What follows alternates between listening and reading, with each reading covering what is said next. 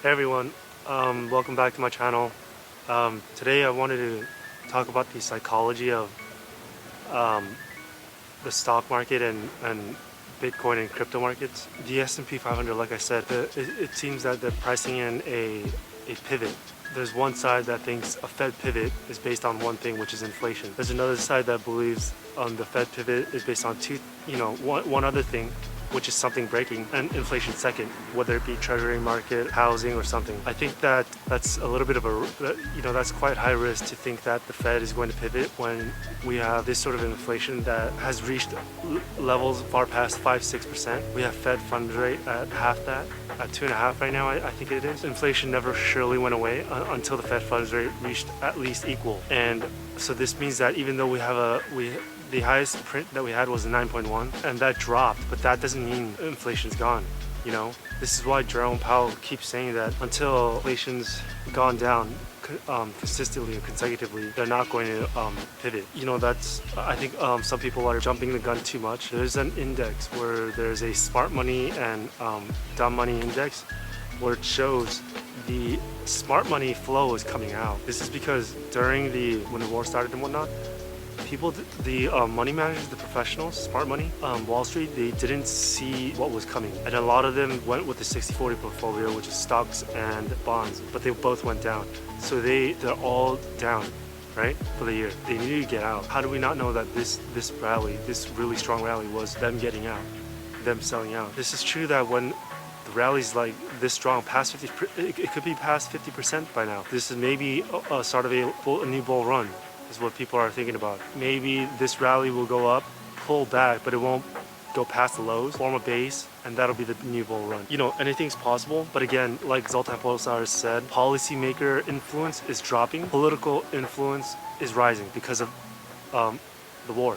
And so, whether people want to call it the US is in a direct war or a proxy war, it's still an ongoing major war between major powers in some way, form, or fashion. And so to think that inflation is just totally over when the wars can flare up and down, supply chains can flare up and down, I think it's too soon to say that. But the stock market and what we're seeing is supposedly dumb money flows continuously going in. What this means is that basically, in simple, plain English, this can highly be Wall Street dumping, exit liquidity.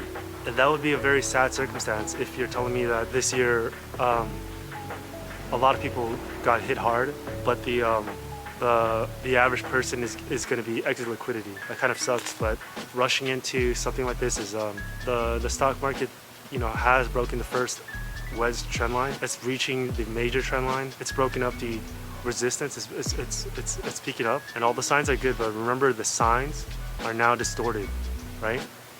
So I know there's a lot of people, there's a lot of technical analysis and everything like that. You can see it on YouTube. But the thing is, if the sign inputs are distorted, how do you know that what you're reading is not distorted? Just in case, you need to be careful, especially if you're at the older end of the spectrum. We don't know if this really is the end of a cycle where we have a run up and then a major wave down for the next few years and taking us that long to recover, or if Juliet Leclerc is right and this is a mid-cycle,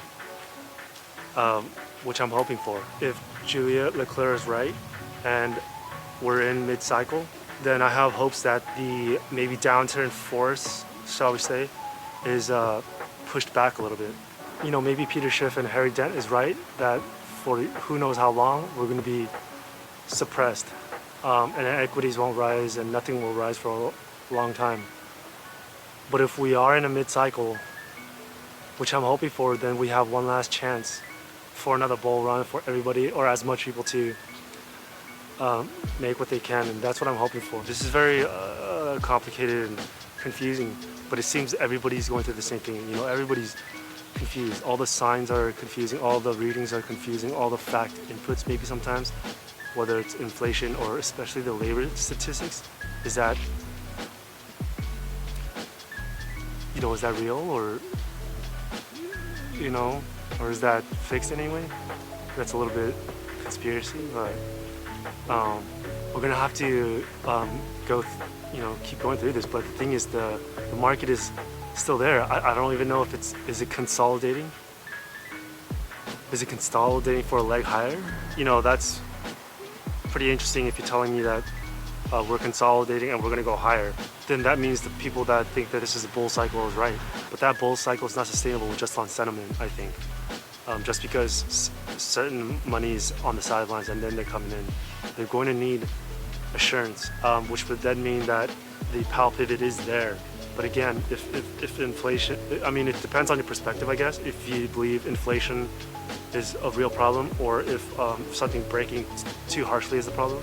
So whether this is a bull cycle or a downturn, have a plan. My thought process is the second I see a leg lower but doesn't go past the previous leg, that maybe is a bottom forming, so keep an eye on that, and then maybe we'll have a bull cycle. If it goes past that lower leg and this thing is going all the way down, and who knows, and then maybe the Fed will need to come out with stimulus and whatnot. Stimulus coming down so early in 2022 is not something that I thought of. I had thought maybe earliest stimulus would be 2023 and 2024, but we never know. So I guess keep an eye on that.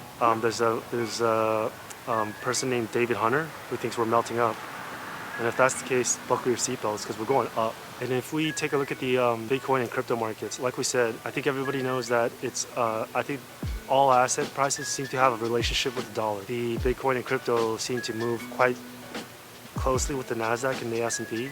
And to be honest, it seems that sometimes maybe the Bitcoin and crypto flows are on their own, but then the second the S&P, something goes on, then all of a sudden it follows the path. I would just wait and see what the equities do, and then maybe place some bets, but I would still be careful. Maybe this Bitcoin does rally to 28, 2032, but again, at that level, what is a downturn going to look like? Is equities going to fall, a major wave down? And if that's the case, then people have to brace themselves. Bitcoin and crypto followers, they've been charting this all the way down to 14 or maybe even 10.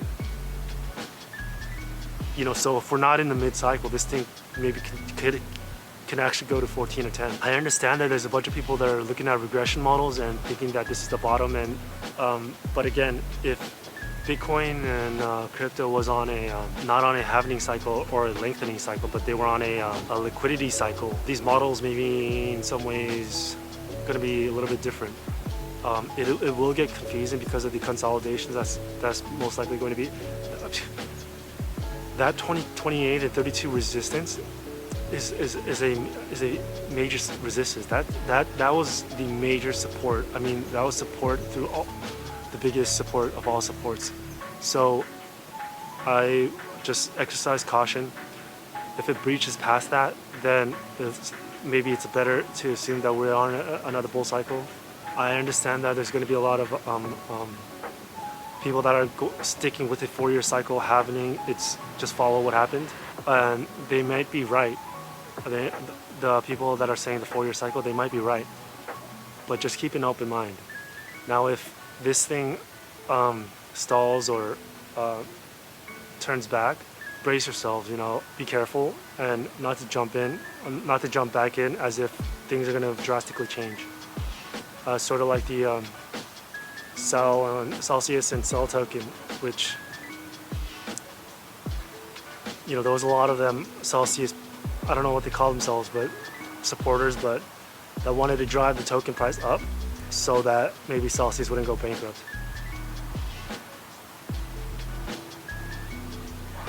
I'm not going to judge anyone, but I strongly suggest that things of that nature is not a good idea. And when situations like that happen, it is best to take your capital out. And so if you're on Twitter and you see something with someone with some credibility that gives an insight on whether or not there's a problem with solvency or liquidity issues, I would take out capital. So when everything's gone bankrupt, why would people gather and say, no, let's put capital in? This is not, that's not a good idea.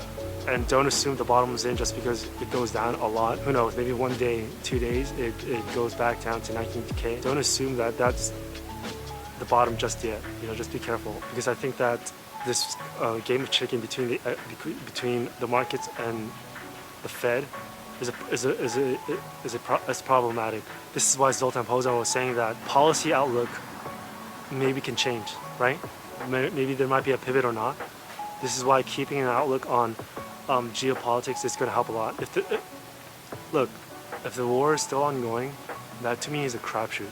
The risk of any supply chains going up and down, causing inflation to go up and down, is high. If you look at China too, they're constantly locking down. You know, they're locking down a lot of places that do manufacture goods and put together stuff. And that's it for this video, guys. If you guys liked it, give me a like. If you thought I was wrong, or if you have any different opinions, let me know so I can, better figure out what's going on. Like I said, keep an open mind and be nimble, because we have no idea what direction this goes. Keep an open mind on things like the 4-year halving cycle and whatnot, because maybe the whole time we were believing in something, but the entire time that was not it. And anyways, I'll see you guys next time.